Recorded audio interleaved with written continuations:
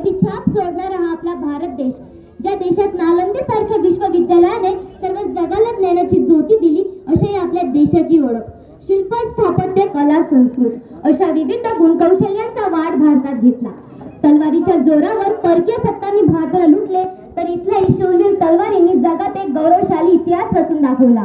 प्रत्येक नाण्याच्या दोन बाजू असतात. ज्याप्रमाणे हजारो वर्ष अगोदर उदरनिर्वाह, कला, गुण, संस्कृत, अध्यात्म, शस्त्रे, ओझारे यांचा उदय झाला, त्याबरोबरच अंधश्रद्धा, गुलामी, शोषण, अन्याय, असमानता, रूढी परंपरा, घोर अज्ञान यांनीही जन्म घेतला. तेथे जात नावाच्या विषारी सापाला मारणारे थोर युग पुरुषांची गाथा आज मी नेहा दिनकर मंगळे तुम्हाला सांगत आहे.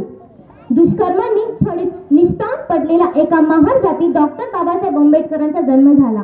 जन्मानंतर आईपणाला परके होऊन गरिबी आणि भेदभाव याचा सामना करीत मोठे होत होत राज्यशास्त्र, कायदाशास्त्र, मानवशास्त्र, अर्थशास्त्र या विषयाचे ज्ञान घेत तब्बल 32 पदव्या मिळवल्या.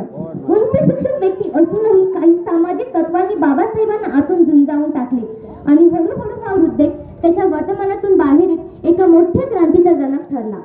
शिक्षण हीच मानवाच्या उन्नतीचा एकमेव मार्ग आहे अशी शिकवण देणारे क्रांती ज्योती महात्मा ज्योतिबा फुले, थोर प्रबोधनकार संत कबीर, संपूर्ण जगाला शांती आणि माणुसकीचा संदेश देणारे तथागत भगवान गौतम बुद्ध आणि छत्रपती शिवाजी महाराज यांना बाबासाहेबांनी गुरु मानले. अर्जुन आणि वीर एकलव्य यांच्या धनुर्विद्येत सर्वश्रेष्ठ धनुर्धारी वीर एकलव्य असून केवळ राज्यश्रेय आणि जाती यामुळे त्यांना मागे करून अर्जुनाला पुढे केले जाते. ब्राह्मणी व्यवस्थेने दुर्गामी देशाची व्यवस्था स्वतःच्या हाती घेऊन ठेवली होती. स्वातंत्र्य संग्राम लढत असताना एक लढाई बाहेरील सत्तेविरुद्ध तर दुसरी लढाई आतील व्यवस्थेविरुद्ध लढली जात होती. बाबासाहेबांनी आपले आयुष्य केवळ वाचन, अभ्यास आणि ग्रंथालयात व्यतीत केले नाही, तर आकर्षक पगाराची उच्च पदे नाकारली, कारण ते शोषित वर्गातील आपले बंधूंना विसरले नाहीत. त्यांनी त्याचे संपूर्ण आयुष्य समता, बंधुता आणि मानवतेसाठी समर्पित केले. पिचलेल्या, दाबलेल्या, शोषित तुमच्या माझ्यासारख्या गोरगरिबांच्या प्रगतीसाठी ते नेहमी लढत राहिले. म्हणून म्हणतात ना, झाले गुलाम मोकळे भीमा तुझ्या जन्मामुळे. आधी 2 वेळेचं पण कसमसं मिळायचं, आज सोन्याचा घास ताटात आहे. आधी 2 वेळेचं पण कसमसं मिळायचं, आज सोन्याचा घास ताटात आहे. या वकिलाच्या पेनानं आमची जिंदगी बदलून टाकली. काल सावली लपत चालायचो, आज जगणं थाटा माटात आहे.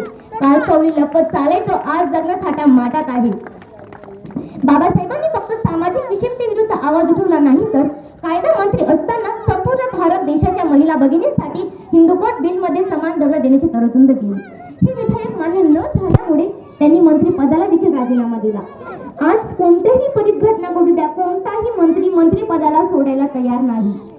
मनमाड येथे अस्पृश्य रेल्वे कामगार परिषद बाबासाहेब म्हणतात, आजपर्यंत आपण सामाजिक अन्यायाविरुद्ध लढा केला. कामगार म्हणून जन्माला आहोत. भांडणशाही आणि ब्राह्मणशाही हे दोनच वर्गाचे शत्रू कामगार आहेत. कामगारांना त्यांची 2 हात करावेच लागतील, नाहीतर आपल्या हक्काची भाकर दुसरेच खात राहतील. या संदर्भात वामन दादा गातात, सांगा आम्हाला बिर्ला पाटाटाटा कुठे आहे हो, सांगा आम्हाला बिर्ला पाटाटाटा कुठे आहे हो, सांगा धनाचा साठा आणि आमचा वाटा कुठे आहे हो, सांगा धनाचा साठा आणि आमचा वाटा कुठे आहे हो. भारतीय राज्यघटना ही जगातील सर्वात मोठी लिखित राज्यघटना मानली जाते. या राज्यघटनेत राजकीय संहिता, सत्तेचे विकेंद्रीकरण, कार्यपद्धती, नियम, कर्तव्य, मतदानाचा अधिकार, शिक्षणाचा अधिकार अशा सर्व मूलभूत गोष्टींचा विचार केला आहे. आयुष्यभर संघर्ष करणारा गोरगरिबांच्या कैवारी 6 डिसेंबर 1956 रोजी मुंबईच्या सागराजवळ शांत झाला. मुंबईच्या सागराजवळ शांत झाला. भीमा तुझ्या गेल्यानंतर झुकला समाज हा, बाबा तुम्ही गेल्यानंतर विकला समाज हा, नुसतं भासणाने भुकला समाज हा. अरे ज्यांनी पोट भरले ते फरार झाले, भीमा तुझ्या रथाचे घोडे चुकार झाले, भीमा तुझ्या रथाचे घोडे चुकार झाले. बाबासाहेबांचे जीवन संघर्ष थोडक्यात पाहिलं तर आपल्याला आपल्या देशाच्या संविधानातून दिसून येते. शासन रचना किती चांगली असली तरी शासन करणारे जर योग्य नसतील तर देशाची वाटोळी झाल्याशिवाय राहणार नाही. कोणताही महापुरुष एका जाती धर्मासाठी मर्यादित राहत नाही.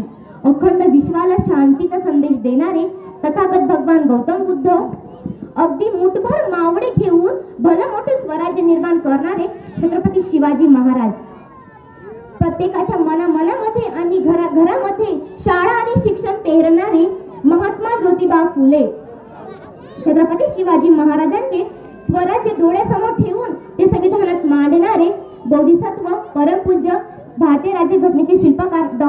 बाबासाहेब आंबेडकर. तुमचे आमचे मुलंबाळ ज्या वसतिगृहात राहतात, ज्या आरक्षणाचा फायदा घेतात, त्या वसतिगृहाचे आणि आरक्षणाचे जनक राजश्री शाहू महाराज, आदिवासी बांधवांसोबत एक होऊन अन्यायाविरुद्ध लढणारे वीर महाराणा प्रताप, साहित्य रत्न अण्णाभाऊ साठे,